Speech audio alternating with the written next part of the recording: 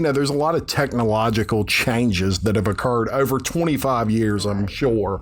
I can remember when I thought the coolest thing in the world was to have an ATM card. That blew my mind. I'm like, I don't have to talk to somebody to get money out. So I'm sure you've seen things from, we had the advent of the ATM machine. You had all of a sudden there's online checking, right. Automated tellers, all these sort of things. I'm sure there's the technology over that time frame that you've seen has just been tremendous and probably made your job a little bit easier. Actually, I mean, it's funny you say that because it really has. It gives clients more convenience to do their banking. I can remember on Friday payday, the teller line would be wrapped around the building with people coming to cash their payroll checks, and people don't really have to do that anymore because they have the direct deposit. They do use their debit cards.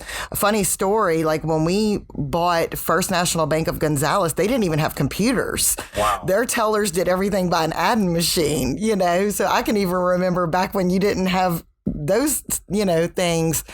But it really has, with the online banking and the mobile banking, it just makes life easy, but it still doesn't separate that human interaction that we still need sometimes, which is great. And that's why, I stressed everybody. I talk about this in our BNI. You need to have a banker. And that's why, because it's easy to take a picture of your check and make that deposit. But then what if there's a glitch or something doesn't happen? You didn't do it right. Your fault, anything can happen.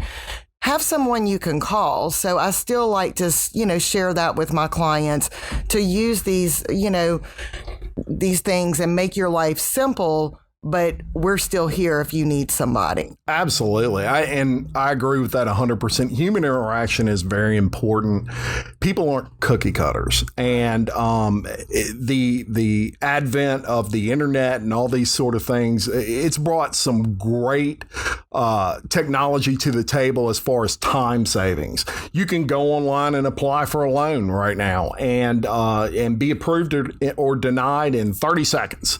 Right. The problem with that is people aren't cookie cutters. And so there are extenuating circumstances that a computer program just is not going to be able to compute, so to speak. You may need to go in and talk to a banker and say, hey, here's the scenario. Here's what happened. And that may be the difference between getting approved and denied. The human aspect is important. I know a lot of banks have gone to where you actually go through you go through the line to make a deposit, and you're going through the, what do they call it? The pass-through line. Drive-through. Thank you. McKinsey's always handy for stuff like that. So you go through the drive-through and you put your little bag in and you push the button, it shoots through. But there's some banks now where it's like you push the button and someone comes on the screen. And there's positives and negatives to that. I'm not a huge fan of that because I believe banking sometimes requires a little more personal action. I do understand, though, that technology is really coming to a point where a lot of companies just aren't allowed a choice.